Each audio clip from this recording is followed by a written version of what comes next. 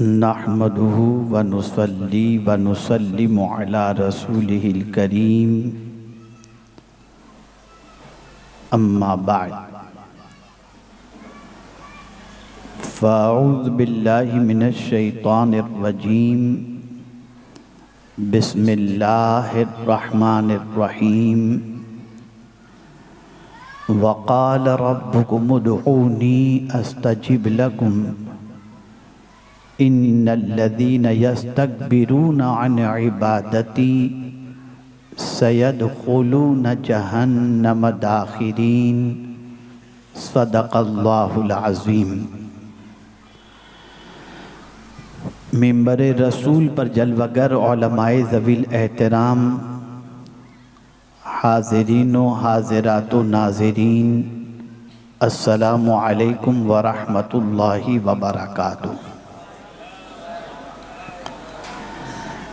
मेरे प्यारे आका सल्लल्लाहु ताला अलैहि वसल्लम के प्यारे दीवानों, जिस आये करीमा की तिलावत का मैंने शर्फ हासिल किया, उससे मुताल्लिक़ कुछ मारूज़ात पेश करने से पेशतर आकाए करीम रऊफ़ व रहीम अलैहि तहिय्यत व तस्लीम की बारगाह बेकस पनाह में जिस तरीक़े से मैं पढ़ाऊँ, अक़ीदत व मोहब्बत में डूब कर उसी तरीक़े से दुरूद व सलाम का नजराना पेश करें। अस्सलातु वस्सलामु अलैका या रसूल अल्लाह, अस्सलातु वस्सलामु अलैका या हबीब अल्लाह, अस्सलातु वस्सलामु अलैका या नबी अल्लाह, अस्सलातु वस्सलामु अलैका या नूर अल्लाह व अला आलिका व अस्हाबिका या हबीब अल्लाह सल्लल्लाहु ताला अलैहि वसल्लम। मेरे प्यारे आका सल्लल्लाहु ताला अलैहि वसल्लम के प्यारे दीवानों, हम और आप इस वक्त जिस दौर से गुज़र रहे हैं वह इज़्तिराब का दौर है, बेकरारी का दौर है, बेचैनी का दौर है। शायद ही कोई ऐसा सोशल वर्कर होगा जिसके पास लोग जो मुज़तरिब हैं वो न पहुंचते हों। रोज़ाना न जाने कितने बेकरार कितने दरवाज़ों पर दस्तक देते हुए नज़र आते हैं और अपनी बेचैनी और बेकरारी का तज़किरा करके उसके इज़ाले के लिए गुजारिश करते हुए नज़र आते हैं। हर घर बेकरार, हर मोहल्ला बेकरार, हर मुल्क बेकरार, हर शहर बेकरार। मेरे प्यारे आका सल्लल्लाहु ताला अलैहि वसल्लम के प्यारे दीवानों, हम बहुत सारे दरवाज़ों पर जब बेकरारी की बुनियाद पर पहुँचते हैं तो कुछ ऐसे चेहरे होते हैं जो हमारी बेकरारी को अपनी मुस्कुराहट का सबब समझते हैं और कुछ ऐसे मुखलिस होते हैं जो हमारी बेकरारी पर खुद भी बेकरार हो जाते हैं। लेकिन बहुत सारी उम्मीदें लेकर बेकरार इंसान किसी दरवाजे पर पहुंचता है, लेकिन हर दरवाजे पर पहुंचने वाला साइल और मुज़तरिब अपने करार का सामान वहाँ से लेकर के वापस नहीं लौटता। मिसाल के तौर पर कोई लखपति है और आप कर्ज में डूबे हुए हैं, उसके दरवाजे पर आप चले जाएं और उससे लाखों मांगें तो वो आपको देने के लिए तैयार नहीं होगा, इसलिए कि उसके पास इतनी सलाहियत और इतनी दौलत है नहीं जिसकी बुनियाद पर वो आपकी परेशानी को दूर कर सके। आप बहुत बेचैन हैं, बेकरार हैं, बीमारी के अंदर परेशान हैं। मुमकिन है आप किसी ऐसे तबीब के पास पहुंच जाएं जो अच्छा तबीब भी हो, लेकिन अगर मर्ज़ लाइलाज है तो वो भी माजूरी ज़ाहिर कर देगा और आपके इलाज व मुआलजे से कासिर होने की बात वो कह देगा। बहुत सारे शादीशुदा बे औलाद होते हैं, बड़े ट्रीटमेंट कराने के बावजूद भी वो साहिब औलाद नहीं हो पाते, इसलिए कि तबीब के पास ऐसी कोई दवा मौजूद नहीं जिसकी बुनियाद पर वो आपको साहिब औलाद बना सके।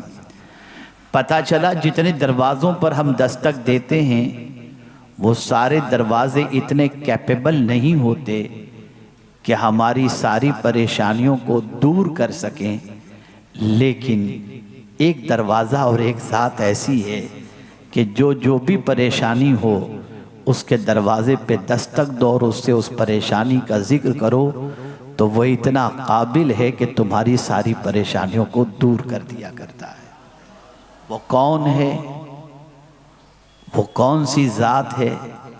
तो अल्लाह अज़्ज़ व जल्ल ने खुद इरशाद फरमाया, वक़ाल रब्बुकुम उदऊनी अस्तजिब लकुम, कहा ऐ मेरे रब, अल्लाह अज़्ज़ व जल्ल ने इरशाद फरमाया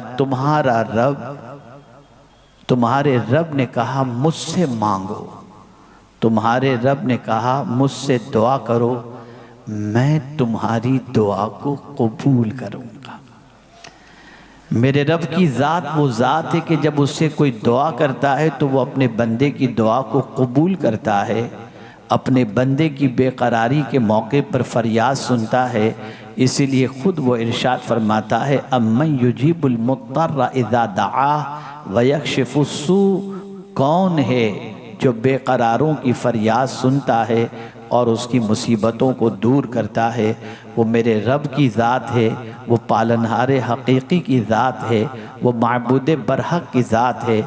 मेरे प्यारे आका सल्लल्लाहु अलैहि वसल्लम के प्यारे दीवानों, दुनिया का इंसान किसी के पास जाता है तो उसकी पोजीशन ये होती है, वो टाइम देखता है, उसके आराम के बारे में सोचता है, कहीं ऐसा तो नहीं मैं रात के 2 बजे इसके दरवाज़े पे दस्तक दूं तो उसकी तरफ से परेशानियां दूर होने की बजाय डांट डपट मिल जाए, ज़िल्लत मिल जाए, रुसवाई मिल जाए और उसके आराम में खलल होने की सज़ा मुझे मिल जाए।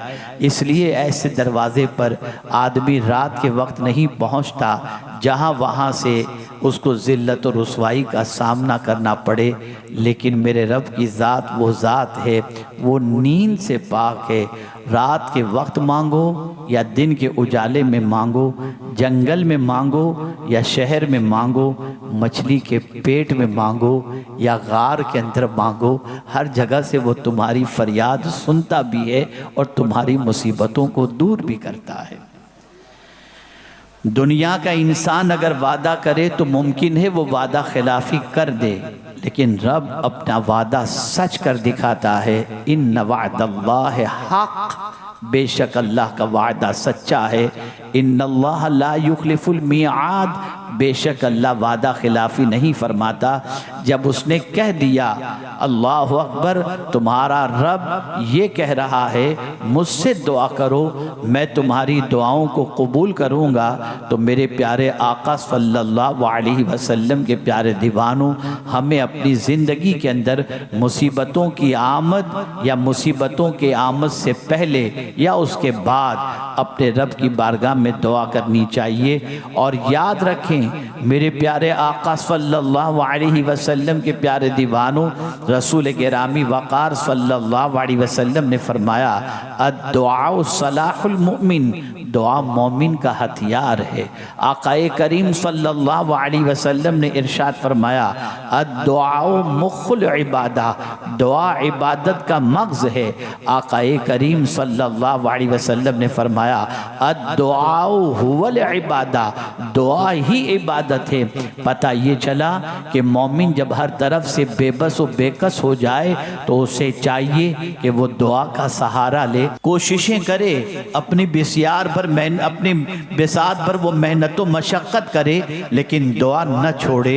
इसलिए कि याद रखें, अगर कोई बंदा अल्लाह की बारगाह में दुआ करता है, वो दुआ करने वाला अल्लाह की बारगाह के अंदर मुअज़्ज़ज़ है, मुकर्रम है। अल्लाह के बंदों के अंदर जो बंदे अल्लाह के नज़दीक मुकर्रम हैं, उन मुकर्रम बंदों के अंदर अल्लाह उन बंदों को शामिल फरमाता है जो अल्लाह से दुआ करते हैं।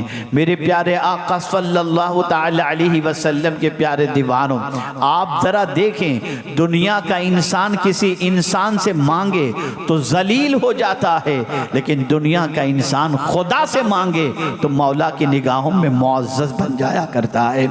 आप ज़रा सोचो, अल्लाह अज़्ज़ व जल्ल की बारगाह के अंदर जब कोई दस्ते सवाल दराज करता है, जब कोई दुआ करता है, तो रब्बे कदीर जल्ल जलालहू का गज़ब ठंडा हो जाता है। और अगर कोई दुआ नहीं करता तो परवरदिगार गज़बनाक हो जाता है। ये इतना बड़ा हो गया, ये इतना मुतकब्बिर हो गया, ये इतना मुझसे बेनियाज हो गया कि मुझसे मांगने में शर्म महसूस करता है, झिझक महसूस करता है, हिचकिचाहट महसूस करता है। क्या मैं इसकी ज़रूरतों को पूरा करने वाला नहीं? क्या मैं इसकी मुसीबतों को दूर करने वाला नहीं? क्या मैं इसकी तकलीफों को दूर करने पर कादिर नहीं? अल्लाह अकबर। परवरदिगार जल्ल जलालहू से जब कोई नहीं मांगता तो अल्लाह अज़्ज़ व जल्ल गज़बनाक होता है। और जब कोई अपने परवरदिगार की बारगाह के अंदर दस्ते सवाल दराज करके उसकी बारगाह में दुआ करता है तो अल्लाह की रहमत उस पर निछावर हो जाती है। वो बंदा मुतवाज़िअ कहलाता है, वो बंदा मुनकसिरुल मिजाज कहलाता है, वो अल्लाह का आजिज़ बंदा कहलाता है। मेरे प्यारे आका सल्लल्लाहु अलैहि वसल्लम के प्यारे दीवानों, जब इंसान बेशुमार ऐसी मुसीबतों में घिर जाता है जिन मुसीबतों से निकलने का उसे कोई रास्ता नजर नहीं आता, जिन मुसीबतों से निकलने के लिए उसे कोई राह नजर नहीं आती, तो फिर वो मुख्तलिफ किस्म के हरबे इस्तेमाल करता है, फिर वो जादू टोने के सहारे लेता है, फिर न जाने गलत तरीके से अपने प्रॉब्लम के सॉल्यूशन के सिलसिले में आबरू बेचता और दौलत निछावर करता नजर आता है। लेकिन मैं कुरान की रोशनी में दो चार आयतों के जरिए आपको समझाना चाहूँगा और मुसीबत थोड़ी आपके सामने पेश करूँगा, और उन मुसीबतों में अल्लाह ने दुआ के जरिए उन मुसीबतों को किस तरीके से टाला आपको बताऊँगा, ताकि आपके अंदर भी दुआ करने का जज्बा पैदा हो जाए, अल्लाह की बारगाह में मांगने का जज्बा पैदा हो जाए। मेरे प्यारे आका सल्लल्लाहु तआला अलैहि वसल्लम के प्यारे दीवानों, आइए मैं आपको समझाऊं। हजरत इब्राहिम अलैहिस्सलातु व तस्लीम की हयात तैयबा को देखें तो आपको पता चलेगा, हजरत इब्राहिम अलैहिस्सलाम अल्लाह के खलील हैं, अल्लाह के फरिश्तादा पैगंबर हैं, लेकिन आग के अंदर हजरत इब्राहिम अलैहिस्सलातु व सलाम को डाला जा रहा है।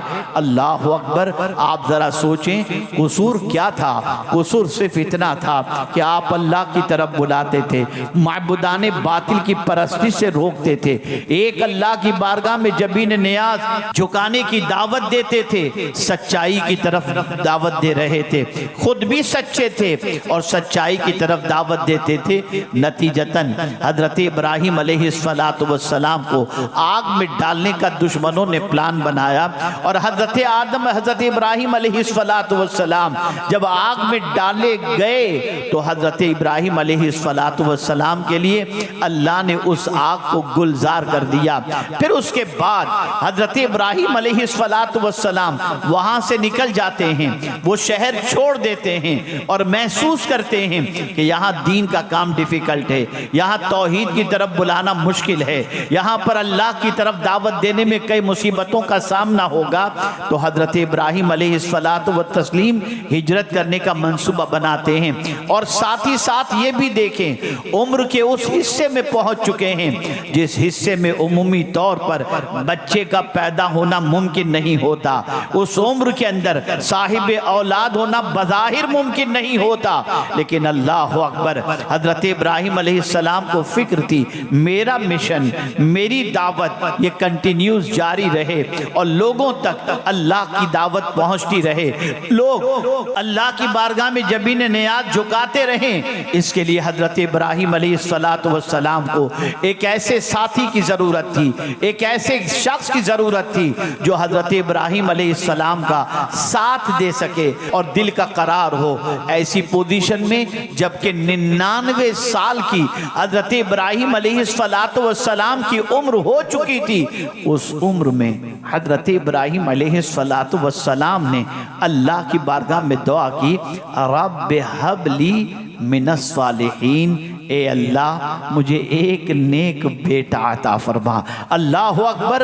हैरानी की बात तो ये है, उधर हजरत इब्राहिम अलैहिस्सलाम की अहलिया की पोजीशन ये थी कि वो उम्र के उस हिस्से में पहुंच चुकी थी जिस हिस्से में बच्चा पैदा होना मुश्किल होता है, और हजरत इब्राहिम अलैहिस्सलाम भी उम्र के उस हिस्से में पहुंच चुके थे जिस वक्त बच्चे का पैदा होना मुश्किल होता है। लेकिन अल्लाह की बारगाह में दुआ करते हैं, दुआ का सहारा लेते हैं। अंदर से इब्राहिम अलैहिस्सलाम का विजदान कहता है, ये बज़ाहिर हालात तो बता रहे हैं कि मुमकिन नहीं, लेकिन इस इस्तिराब की का कैफियत के अंदर अगर रब से दुआ की जाए तो रब्बे कदीर कादिर मुतलक है। जब हजरत आदम को बगैर माँ बाप के पैदा कर सकता है और हजरत ईसा अलैहिस्सलाम तो बाद में पैदा हुए, लेकिन रब की कुदरत के बारे में हजरत इब्राहिम अलैहिस्सलातु वस्सलाम जानते थे, इसलिए दुआ की। अल्लाह अकबर। दुआ बाब इजाबत से टकराती है और हजरत इब्राहिम अलैहिस्सलाम को उस वक्त खुशखबरी दी जाती है, फबश्शरनाहु बिगुलामिन हलीम। अल्लाह अकबर। यहाँ ये बात समझने के लायक है, और वो ये है कि आसार आपको ये बता रहे हों कि पॉसिबल नहीं है, बज़ाहिर कैफियत ये बता रही हो कि अब मुश्किल से निकलने की कोई राह नहीं है, बज़ाहिर सिचुएशन ये बता रही हो अब तकलीफ और आरज़ुओं की तकमील के हवाले से कोई बज़ाहिर रास्ता नजर नहीं आता, लेकिन अगर ऐसे इस्तिराब के मौके पर अगर कोई बंदा दुआ का सहारा ले लेता है तो मौला उसकी दुआ की लाज रख लेता है और उसकी दुआ पर परवरदिगार जल्ल जलालहू उस पर करम की नजर फरमाता है और उसकी दुआ को कबूल फरमा लेता है। आप कुरान की जितनी दुआ उठा करके देखेंगे वो सब इस्तिराब की कैफियत की दुआ है, सब परेशानियों के वक्त की दुआ है। अंबिया की जितनी दुआएं कुरान में मिलेंगी वो सारी दुआएं इम्पॉसिबल बज़ाहिर नजर आने वाले मौके पर उन्होंने दुआ की और अल्लाह ने उस इम्पॉसिबल वक्त के अंदर पॉसिबल बना दिया, और न नजर आने वाली चीजों को अल्लाह अज़्ज़ व जल्ल ने मुमकिन बना दिया। आइए मैं आपको बताऊं, हजरत इब्राहिम अलैहिस्सलातु वस्सलाम मक्का मुकर्रमा में हैं, बेटे के साथ हैं, बीवी के साथ हैं, कोई इंसान नहीं, बेआबो गया वादी, ऐसी सिचुएशन कि दूर तक कोई कहीं इंसान नजर नहीं आ रहा, कोई फल नजर नहीं आ रहा, कोई दरख्त नजर नहीं आ रहा, कहीं पानी का चश्मा नजर नहीं आ रहा। ऐसी सिचुएशन में अल्लाह अज़्ज़ व जल्ल ने फरमाया तुम यहां पर अपनी बीवी बच्चे को छोड़कर चले जाओ।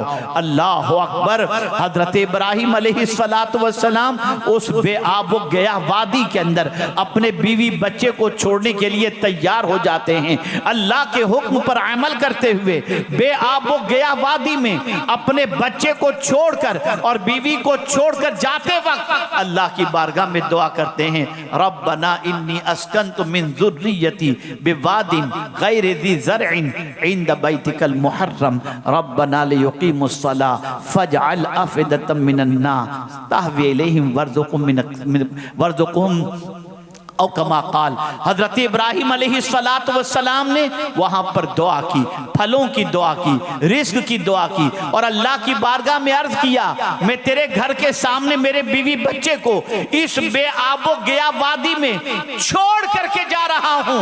ए अल्लाह मेरे बच्चे को नमाज का कायम करने वाला बनाना और परवरदिगार इन्हें फल अता करना, इन्हें रोजी अता करना। अल्लाह अकबर। आप बज़ाहिर देखें वहां कोई फलदार दरख्त नहीं था, वहां पर सिचुएशन ऐसी थी, बज़ाहिर कोई ऐसी चीज नजर नहीं आ रही थी जिससे हजरत इब्राहिम के बच्चे की परवरिश होती, लेकिन दुआ की थी हजरत इब्राहिम ने उस सिचुएशन के अंदर। अल्लाह ने उस दुआ का असर आज तक रखा है कि मक्के के अंदर आपको हर मौसम के अंदर हर फल मिलता हुआ नजर आएगा। वजह क्या है? वजह सबसे बड़ी ये है कि दुनिया असबाब को देख रही थी थी और हजरत इब्राहिम मुसब्बिबुल असबाब को देख रहे थे और अल्लाह ताला ने हजरत इब्राहिम के इस्तिराब की कैफियत की दुआ को अपनी बारगाह के अंदर कबूल फरमा लिया। दुआ बहुत बड़ी ताकत है, दुआ बहुत बड़ी कुव्वत है, दुआ मोमिनों का हथियार है। ऐ रसूल आज़म सल्लल्लाहु ताला अलैहि वसल्लम के दीवानों, हजरत अय्यूब अलैहिस्सलाम की जिंदगी देखें। अल्लाह अकबर, सब कुछ खत्म हो गया, मकान चले गए, मकान गिर गए, मवेशी मर गए, बच्चे इंतकाल कर गए, आपके जिस्म के अंदर एक आरिज़ा लाहिक हो गया। सिचुएशन ऐसी कि शहर छोड़कर आप चले गए, बेपनाह तकलीफें, बेपनाह परेशानियां, लेकिन अल्लाह अकबर, किस चीज का सहारा लिया उन्होंने, किस चीज से अल्लाह की बारगाह में दुआ की उन्होंने। तो आप देखेंगे कुरान में उनकी की हुई दुआ आज भी मौजूद है। उन्होंने दुआ की, रब्ब इन्नी मस्सनी अद्दुर व अंता अरहमुर राहिमीन। दुआ का सहारा लिया और अपने रब से अर्ज किया, मेरे रब, मेरे पालने वाले, मुझे मुसीबत ने छू लिया है और सारे मेहरबानों से तू सबसे बड़ा मेहरबान है। अल्लाह को जब इस तरीके से उन्होंने पुकारा, मेरे करीम ने उनकी पुकार को कबूल फरमा लिया और फौरन इरशाद फरमाया, और कुछ बिरिजली का हादा मुख्तसिलुम बारिदुम व शराब। ऐ अय्यूब, अपने पैर से ठोकर मारो और जो पानी का चश्मा निकले उसे पियो और उससे गुस्ल कर लो, तुम्हें शिफा नसीब हो जाएगी। हजरत अय्यूब अलैहिस्सलाम ने ठोकर मारी, पानी का चश्मा निकला, पिए, गुस्ल किया। अल्लाह ताला ने आपको फिर से तवानाई भी अता फरमा दी और जवानी भी आपको अता फरमा दी। यह है दुआ की ताकत, यह है दुआ की ताकत। हज़रत मूसा अलैहिस्सलाम की हयात तैयबा को देखें तो आपको पता चलेगा, हज़रत मूसा अलैहिस्सलाम के हाथों से एक शख्स का कत्ल हुआ। आपकी तलाश में लोग निकले, आप शहर छोड़कर चले गए, कुछ तोशा अपने साथ लिया और तोशा लेकर आप निकल गए। कुछ सफ़र के बाद तोशा भी खत्म, नहीं मालूम कहाँ जाना है, नहीं मालूम। निकल पड़े जंगल और बयाबान की तरफ। रास्ते में जा रहे हैं, जंगल और बयाबान से गुजर रहे हैं, यहां तक कि तोशा खत्म हो गया। भूख की शिद्दत की वजह से आप का पेट और कमर दोनों बराबर हो गए। इस इस्तिराब की कैफियत में कि कहीं दुश्मन मेरा पीछा करके मेरे पीछे तो नहीं आ रहे, जंगलों बयाबान में। अल्लाह अकबर, ऐसी सिचुएशन में जब भूख से निढाल हो गए थे तो अपने रब की बारगाह में दुआ करते हैं, रब्बि इन्नी लिमा अंज़लत इलैया मिन खैरिन फ़क़ीर। जैसे ही ये दुआ की, फरिश्तों ने मदियन पहुंचा दिया और मदियन के अंदर अल्लाह ताला ने उनका रिस्क का जरिया भी अता फरमा दिया और मुस्तकिल सुकूनत का जरिया भी अल्लाह ने पैदा फरमा दिया। याद रखें और अच्छी तरीके से याद रखें, दुआ के अंदर अल्लाह ने बड़ी ताकत रखी है, दुआ में अल्लाह ने बड़ी कुव्वत रखी है। दुआ अल्लाह अज़्ज़ व जल्ल की बारगाह के अंदर बहुत अहमियत रखती है। मेरे प्यारे आका सल्लल्लाहु अलैहि वसल्लम के प्यारे दीवानों, कुरान का उसलूब देखें और समझें आप किस तरीके से अल्लाह ने दुआ की अहमियत बताई। इब्तिदा आयत की किस तरीके से की, वइज़ा सअलका इबादी अन्नी फ़इन्नी करीब। पहले फरमाया, मेरे महबूब, जब तुमसे मेरे बंदे मेरे बारे में पूछें कि मैं कहाँ हूं, फ़इन्नी करीब, तो कहना मैं बहुत करीब हूं, मैं करीब हूं। पता चला अल्लाह का पता बताने वाली जात का नाम है मोहम्मद अरबी सल्लल्लाहु अलैहि वसल्लम। कुरान कहता है, जब तुमसे मेरे बारे में मेरे बंदे पूछें तो कहो मैं करीब हूं। और ये कहने के बाद फौरन फरमाया, उजीबु दावत दाई इज़ा दान। जब दुआ करने वाला मुझसे दुआ करता है, मैं उसकी दुआ को कबूल करता हूं। पता चला वो इतना करीब है कि तुम जहां से भी पुकारो वो तुम्हारी पुकार को सुन लिया करता है और तुम्हारी दुआओं को कबूल कर लेता है। ए रसूल आज़म सल्लल्लाहु अलैहि वसल्लम के दीवानों, दुआ इस चीज़ की गम्माजी करती है कि दुआ करने वाला मुतकब्बिर नहीं, दुआ करने वाला घमंडी नहीं, दुआ करने वाला खुद को कुछ नहीं समझता, दुआ करने वाला अपने माबूद को सबसे बड़ा जानता है, दुआ करने वाला अपने पालनहारे हकीकी को सबसे बड़ा मानता है, इसलिए अपने परवरदिगार की बारगाह में वो इल्तिजाएं करता है। मेरे प्यारे आका सल्लल्लाहु अलैहि वसल्लम के प्यारे दीवानों, हज़रत अब्दुल्ला इब्न उमर रदी अल्लाह तआला अन्हुमा से रिवायत है कि रसूल आज़म सल्लल्लाहु अलैहि वसल्लम ने इरशाद फरमाया कि जब कोई बंदा दुआ करता है तो जो मुसीबतें नाजिल हुई हैं ना वो दूर हो जाती हैं, और अगर मुसीबतें नाजिल नहीं हुई और आने वाली होती हैं तो इस दुआ की बरकत से अल्लाह मुसीबतों को टाल दिया करता है। मेरे प्यारे आका सल्लल्लाहु तआला अलैहि वसल्लम के प्यारे दीवानों, इसलिए सहाबाई किराम अलैहिमुर रिदवान बहुत दुआ करते। खुद रसूल गिरामी वक़ार सल्लल्लाहु अलैहि वसल्लम हर मौके पर दुआ के अंदर मसरूफ़ नज़र आते और दुआ की कसरत करते। कुरान मुक़द्दस उठा करके देखो तो आपको पता चलेगा कहाँ कहाँ किस किस हाल के अंदर अल्लाह के मकबूल बंदों ने दुआ की। आप नहीं जानते हज़रत यूनुस अलैहिस्सलातु व तस्लीम ने कहाँ दुआ की, और दुनिया को बता दिया तुम कहीं भी रहकर अपने रब से दुआ करो, रब तुम्हारी दुआओं को कबूल फरमा लेता है। आप अंदाज़ा लगाएं, हज़रत यूनुस अलैहिस्सलाम के बारे में कुरान कहता है वनादा फिज़्ज़ुलुमात, अल्लाह अकबर, कहां से उन्होंने दुआ की?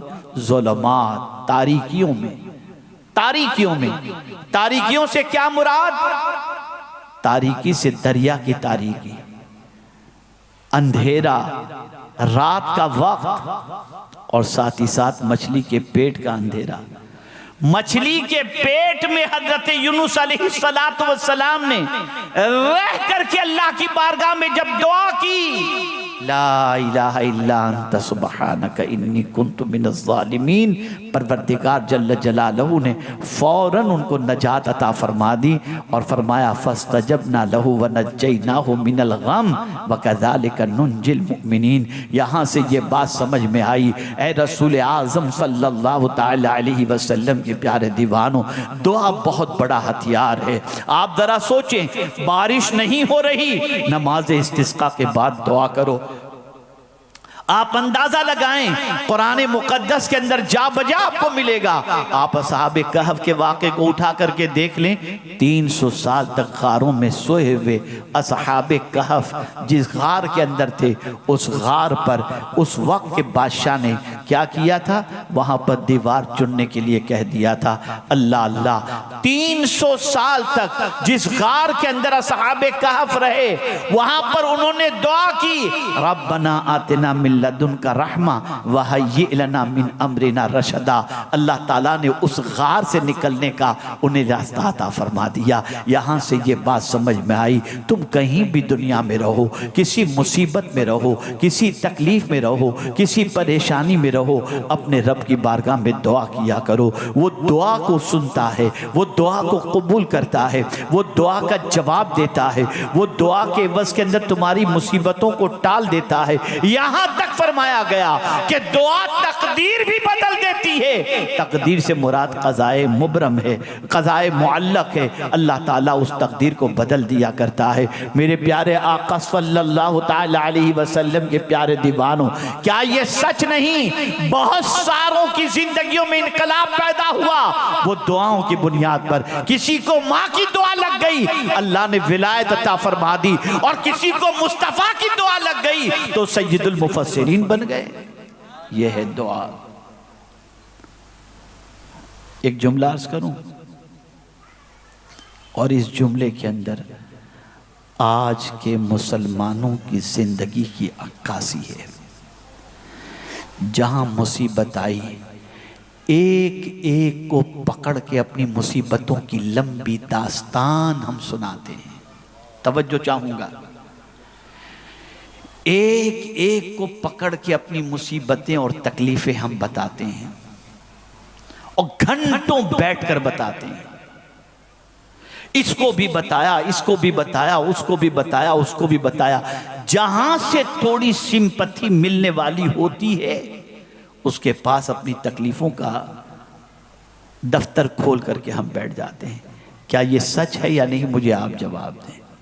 है ना? ऐसा करते हैं ना? काश सबसे कम बोलते, रब से ज्यादा बोलते ना, तो वो मुसीबतों को दूर कर देता। हमारा हाल ये, हम सबसे ज्यादा बोलते, रब से कम बोलते, रब से कम बोलते हैं। अल्लाहुम्मा रब्बना आतिना फिद दुनिया हसना व फिल आखिरति हसना व क़िना अज़ाबन नार। बस चलती है। और इंसान के पास, यार क्या बताऊं, कोई हो तो बताओ, कोई है तुम्हारे पास? अरे खुदा के बंदे, जितना वक्त तो इंसान को दुख सुनाने में गुजारता है, अगर उतना ही वक्त तो अपने खुदा को दुख सुनाने में गुजार देता तो तेरा रब तो रहमान और रहीम है। यहां तूने दुख सुनाया, तेरी आबरू भी चली जाएगी और जिंदगी भर ये तेरे दुख को दूर करने वाला तुझ पर एहसान जताएगा। लेकिन मेरा करीम तो वो है, वो दुख दूर भी करेगा और तुझ पर अपनी रहमतों को निछावर भी करेगा। ए रसूल आज़म सल्लल्लाहु ताला अलैहि वसल्लम के दीवानों, दुआ का सहारा लो। जब बात अपनी मेहनतों से न बनती हो, दुआ करना मत छोड़ो, दुआ में कसरत करो। खुश नसीब है वो बंदा जिसे अल्लाह ने दुआ की तौफीक अता फरमाई। जिस बंदे को दुआ की तौफीक मिल जाती है वो बंदा बड़ा खुश नसीब होता है। और जो बंदा ये सोचे यार क्या दुआ मांगना, कभी ऐसा होता है इंसान 6-6 साल तक कोई चीज़ मांगता है, उसे नहीं मिलती तो कहता है यार अब दुआ करके क्या करेंगे, इतने ज़माने से मांग रहे कबूल ही नहीं होती। खुदा के बंदे, एक वाक़या आज करता हूँ, इससे समझो। पहले के ज़माने में बुज़ुर्ग भी ऐसे हुआ करते थे कि उनके मुरीद भी विलायत के मकाम पर फाइज होते।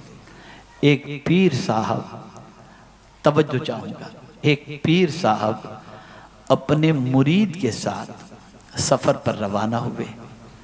किसी दरिया के किनारे पर तशरीफ़ फरमा थे। बुज़ुर्ग ने दुआ के लिए हाथ उठाया, बहुत गिड़गिड़ा के दुआ कर रहे थे। गैब से आवाज़ आती है, मेरे बंदे मैं तेरी दुआ कैसे कबूल करूँ। इतना सुनना था तो मुरीद भी इतना पहुंचा हुआ था कि ये आवाज़ मुरीद ने भी सुन ली जो पीर साहब की दुआ पर गैब से आई थी। तो बरजस्ता अपने पीर से कहता है, हुजूर जब दुआ अल्लाह कबूल ही नहीं करने वाला तो करके क्या फ़ायदा। अब पीर साहब का जवाब सुनो। इरशाद फरमाते हैं, बेटे कोई और खुदा हो तो बता जिससे मैं मांगूं, कोई और खुदा हो तो बता। कहा नहीं, खुदा तो एक ही है। कहा फिर उसका जवाब क्या हमको देखना, हमारा काम उससे मांगना है। अल्लाह को ये अदा पसंद आ गई, उसी वक्त जवाब आया, बंदे आज के बाद तो जिसके लिए दुआ करेगा तेरी दुआ हम कबूल कर लिया करेंगे। हाँ, मायूस मत हो, मायूस की वादियों से निकलो, मांगो, रात की तारीकी में मांगो, दिन के उजाले में मांगो। दुआ मांगने के अंदर बखीली न करो।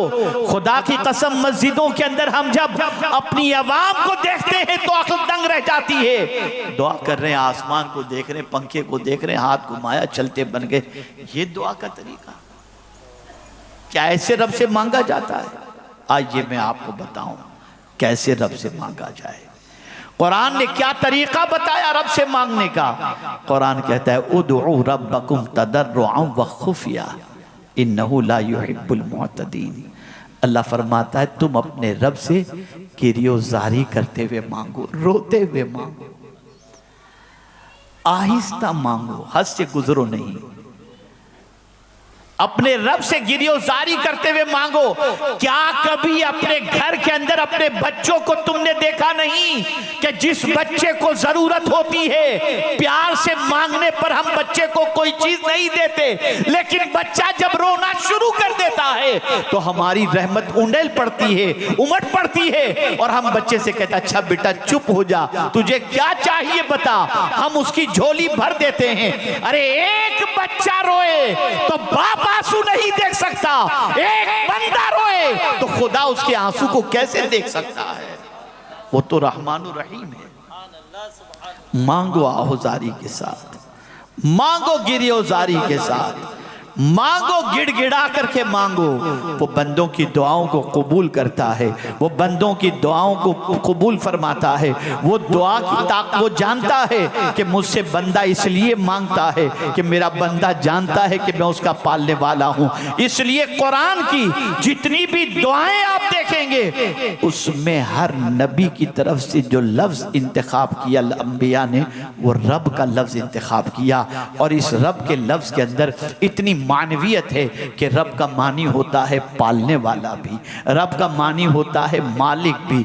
रब कहता कोई जब बंदा अपने परवरदिगार को जब रब कहता है तो बंदा अल्लाह अज़्ज़ व जल बहुत खुश होता है कि मेरा बंदा जानता है कि कोई इसे पालता नहीं, मैं ही इसे पाल रहा हूँ। उसकी रहमत को प्यार आ जाता है, उसकी रहमत को जोश आ जाता है।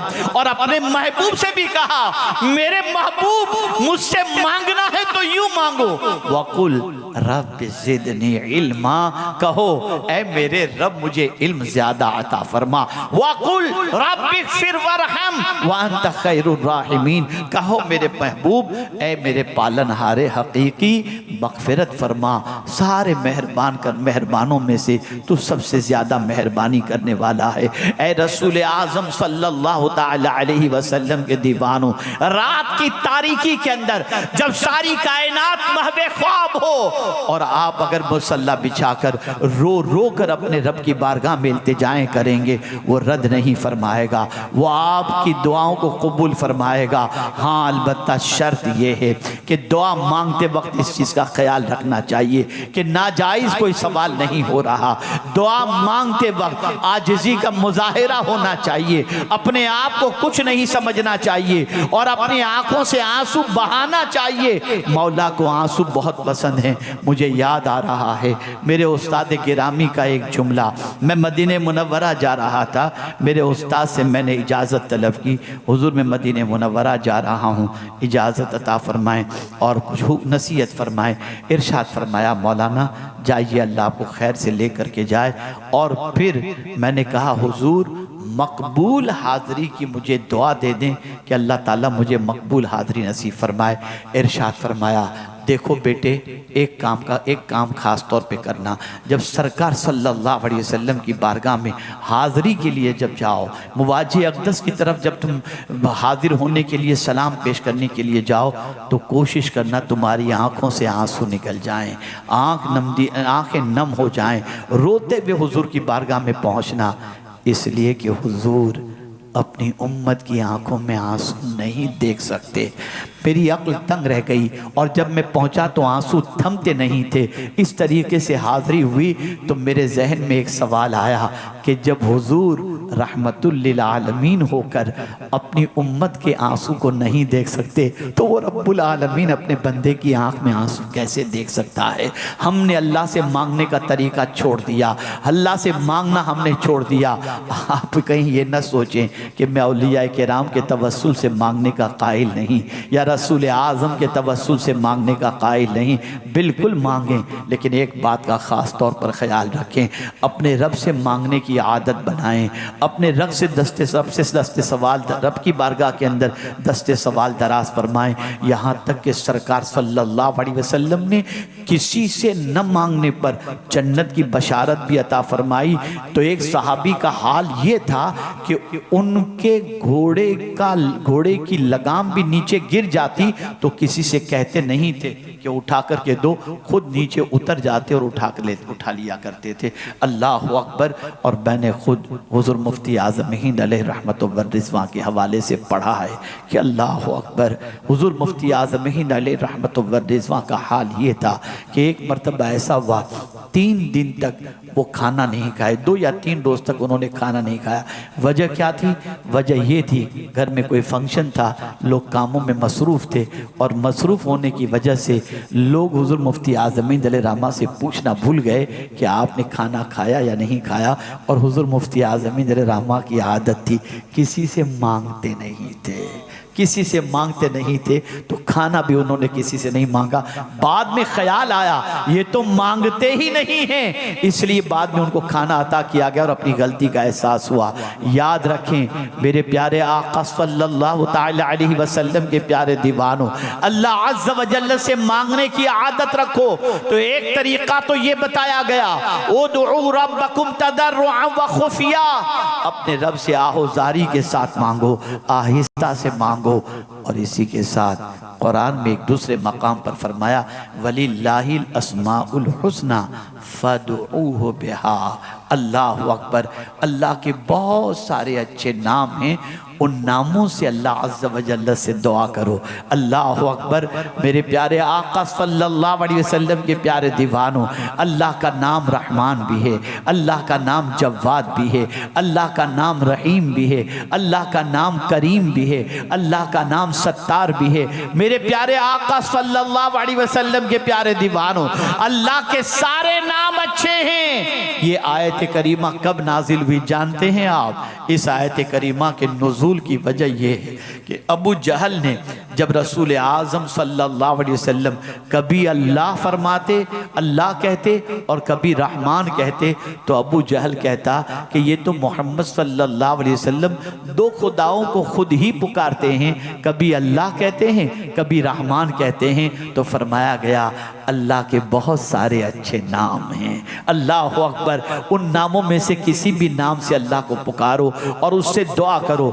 मेरे प्यारे आका सल्लल्लाहु अलैहि वसल्लम के प्यारे दीवारों, फरमाया गया अगर कोई शख्स दुआ से पहले या अरहमर राहिमीन, या अरहमर राहिमीन, या अरहमर राहिमीन 3 मरतबा अगर कहता है तो उसके बाद अल्लाह की बारगाह में दुआ करता है, तो जिस तरीके से समझने समझाने के लिए, जिस तरीके से आदमी किसी के कान में जाकर के कोई बात कहे तो वो बंदा तो गौर से सुनेगा ना। तो जब कोई या अरहमर राहिमीन, या अरहमर राहिमीन, या अरहमर राहिमीन ये कहकर अपने रब की बारगाह में दुआ करता है, तो परवरदिगार जल्ल जलालहू की रहमत उसकी तरफ मुकम्मल मुतवज्जे हो जाती है। मेरे प्यारे आका सल्लल्लाहु अलैहि वसल्लम के प्यारे दीवानों, मस्जिद नबवी शरीफ के अंदर हज़रत अब्दुल्लाह इब्न मसऊद रज़ियल्लाहु ताला अन्हु तशरीफ़ फरमाते, और भी लोग मौजूद थे। एक शख्स ने दुआ के लिए हाथ उठाई, सरकार सल्लल्लाहु अलैहि वसल्लम तशरीफ़ फरमाते, दुआ करने वाले ने दुआ के लिए हाथ उठाया और हाथ उठाने के बाद दुआ करता है, ए अल्लाह मुझे ये अता फरमा, ये अता फरमा, मेरी मग़फ़िरत फरमा, जो भी दुआ करनी थी। सरकार सल्लल्लाहु अलैहि वसल्लम ने फरमाया इसने जल्दी की, और उसके बाद दूसरे को देखा, गालिबन हज़रत अब्दुल्लाह इब्न मसऊद रज़ियल्लाहु ताला अन्हु को, कि वो दुआ से पहले ये पढ़ रहे हैं अल्हम्दुलिल्लाहि रब्बिल आलमीन वस्सलातु वस्सलामु अला सय्यिदिल अंबिया वल मुरसलीन। उसके बाद वो दुआ करते हैं। सरकार सल्लल्लाहु अलैहि वसल्लम ने फरमाया जो मांगो अल्लाह तुम्हें अता फरमाएगा। दुआ से पहले अल्लाह की तारीफ करो, उसके हबीब सल्लल्लाहु अलैहि वसल्लम पर दुरूद पढ़ो, और उसके बाद अपने परवरदिगार जल्ल जलालहू से मांगो, मौला तुम्हारी दुआओं को कबूल फरमा ले। दुआ बहुत बड़ी कुव्वत है, दुआ बहुत बड़ी ताकत है। जो काम मेहनत से नहीं बनता वो दुआ से बन जाता है, वो दुआ से बन जाता है। और साथ ही साथ ये भी अर्ज करूँगा, अल्लाह से दुआ करो, दुआ बहुत ताकत वाली चीज़ है। और मांगते वक्त यकीन रखो, ये दुआ की कबूलियत की एक शर्त है। यकीन रखो कि मेरे मौला का वादा सच्चा है, उसने जो कहा है मैं दुआ को कबूल करूँगा, वो यकीनन मेरी दुआओं को कबूल करेगा। कभी आजमा के देख लेना, आजमाने की ज़रूरत नहीं, कभी तजर्बा करके देख लेना, दिल से मांग कर देखो, सुकून कल्ब से मांग कर देखो, तन्हाई में मांग कर देखो, फिर आप देखना कल्ब का बोझ भी हल्का होगा और साथ ही साथ इस दुआ की कुव्वत का असर आप पर जाहिर होगा।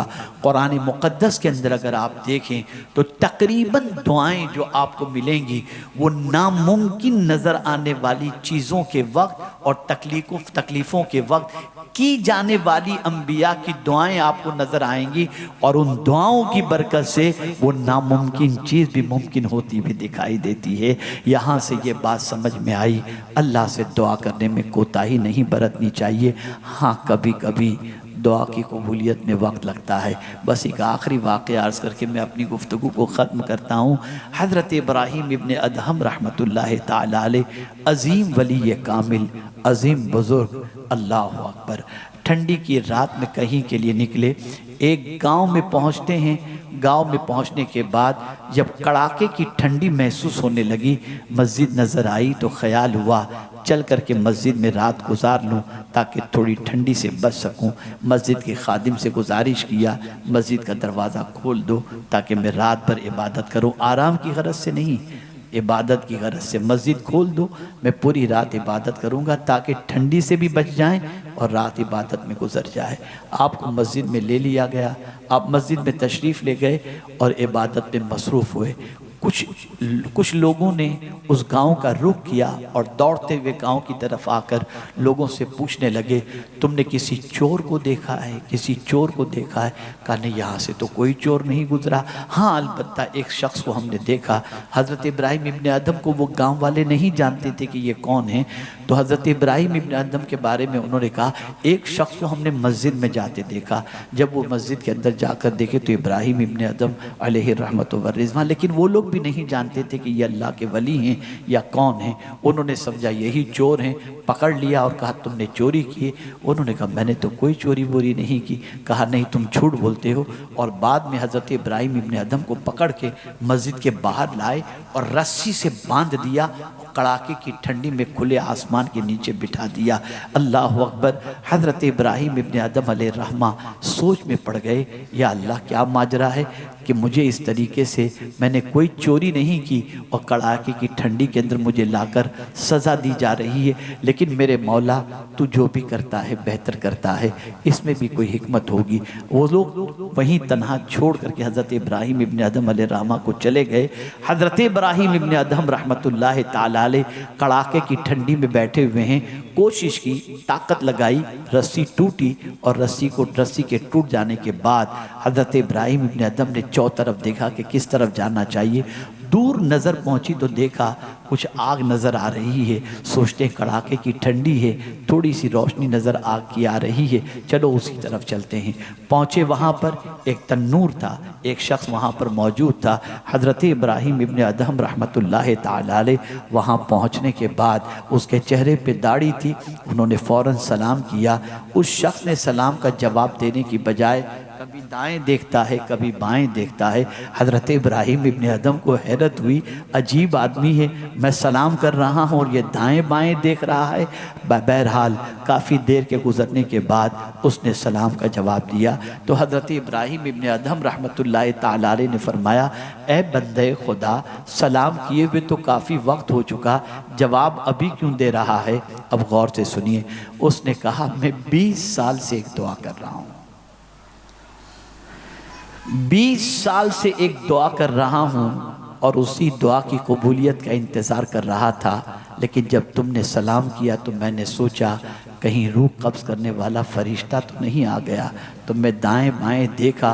कुछ देर के तवक़्क़ुफ़ के बाद मुझे इत्मीनान हुआ कि रूह कब्ज़ करने वाला फ़रिश्ता नहीं, कोई इंसान ही ये आया हुआ है। तो मैं आपको सलाम का जवाब दिया। अब हज़रत इब्राहीम इब्न अदम ने पूछा, ए बंदे खुदा, किस चीज़ की दुआ कर रहा है? कौन सी दुआ तू 20 साल से कर रहा है? उसने कहा, बस एक ही दुआ कर रहा हूँ, ए अल्लाह, मरने से पहले इब्राहीम इब्न अदम की ज़ियारत नसीब फरमा दे। अल्लाह अकबर। हज़रत इब्राहीम इब्न अदम की आंखों में आंसू आ गए। फरमाया, बंदे मुबारक हो, मैं ही इब्राहीम इब्न अदम हूँ। इतना सुनना था, कदमों में गिर गया और कहता है, ए अल्लाह, एक दुआ की कबूलियत में 20 साल लग गए, अब मेरी दुआ की कबूलियत में ताख़ीर न करना। वरना इब्राहिम इब्ने अदम के कदमों में मेरी मौत वाक़ हो जाए और यही मेरी नमाज जनाजा पढ़ाएं। बस ये कहना था और उसकी दुआ कबूल हुई और रूह परवास कर गई। आप सोचें किसी की दुआ की कबूलियत के लिए अल्लाह कितने प्रोसीजर करता है, किस तरीके से। अगर वो मैदान में न आते, वहाँ तक न पहुँचते और दुआ करने में 20 साल लग गए।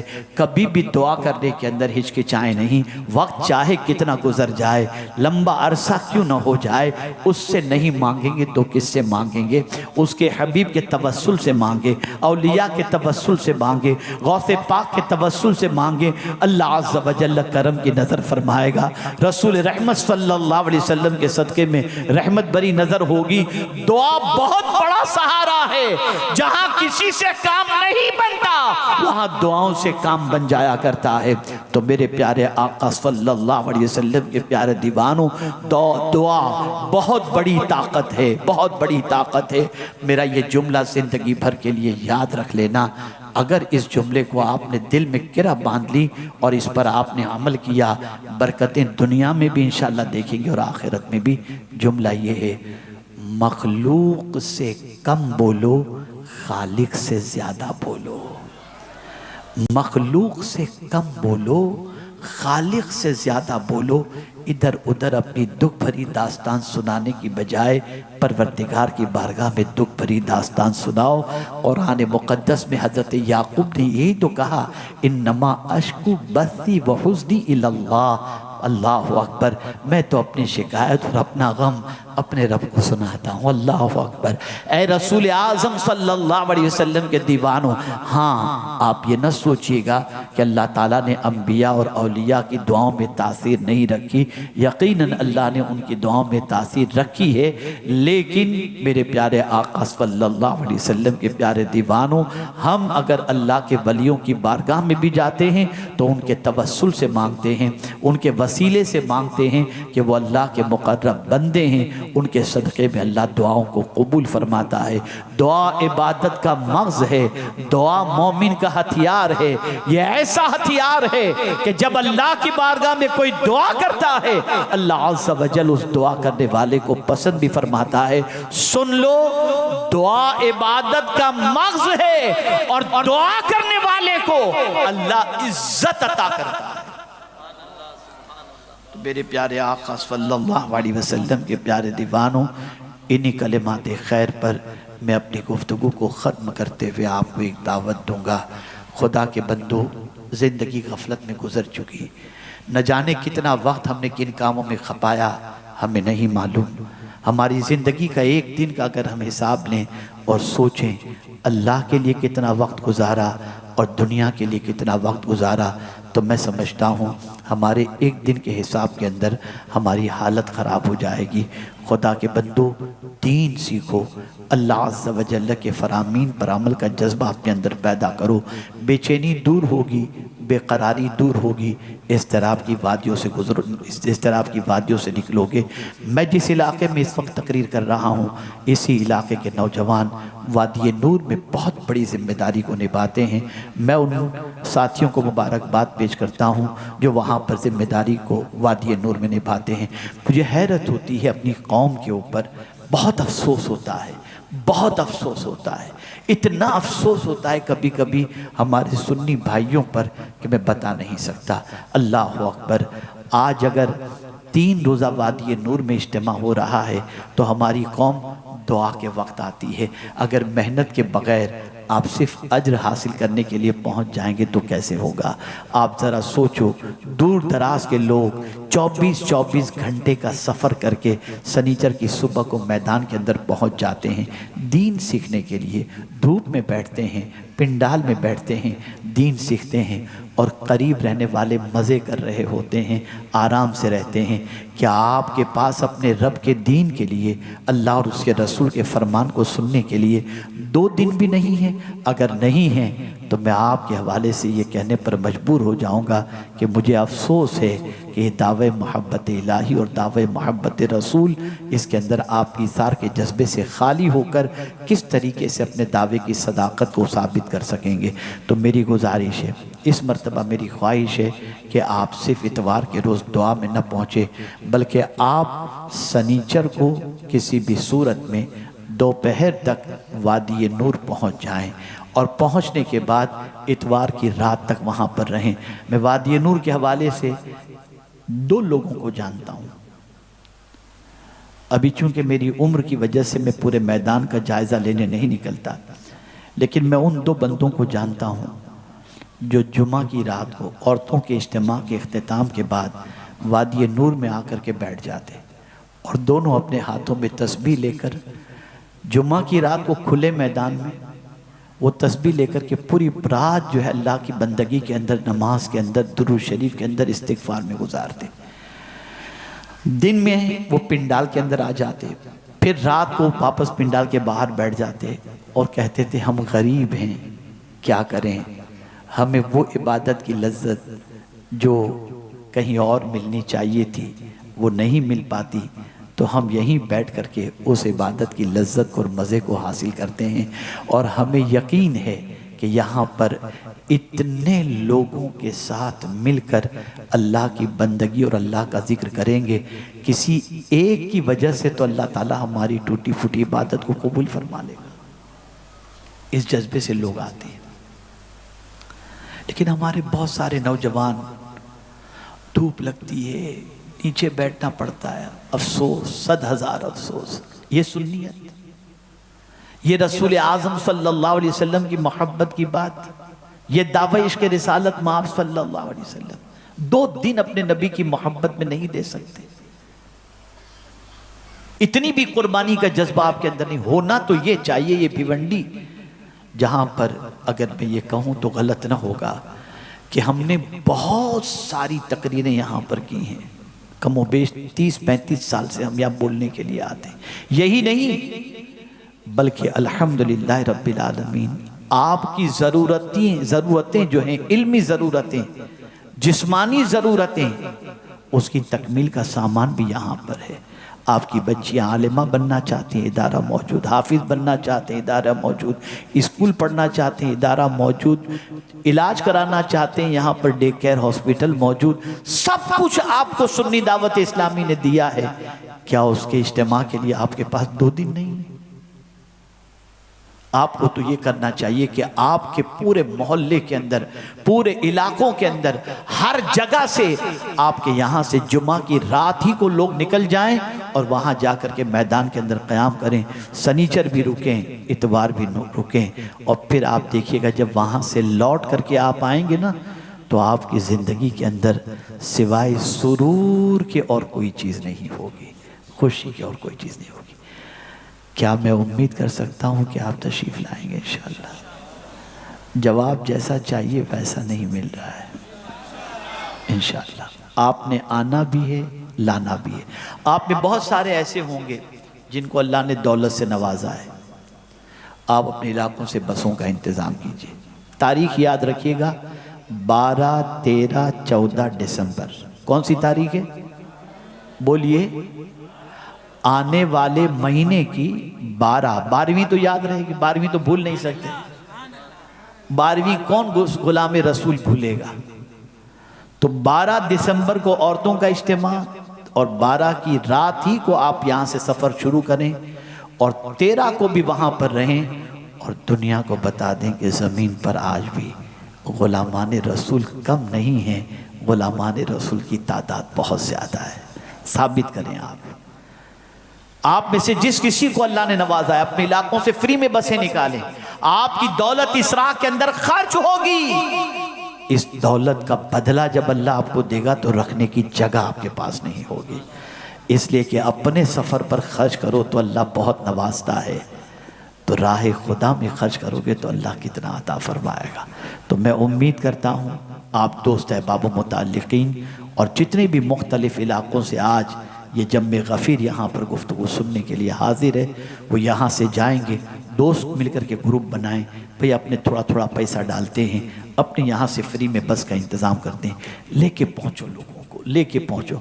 आप ज़रा सोचो, बस के अंदर बैठते वक्त दुरूद शरीफ पढ़ना उसने शुरू किया, बॉम्बे मुंबई पहुंचने तक अगर उसने 5000 दुरूद शरीफ भी पढ़ लिए तो लाने वाले को और खर्च करने वाले को अल्लाह कितना अजर अता फरमाएगा और हुजूर सल्लल्लाहु अलैहि वसल्लम कितने खुश होंगे। तो मैं आपको दावत देता हूँ 12, 13, 14 दिसंबर वादी नूर के लिए।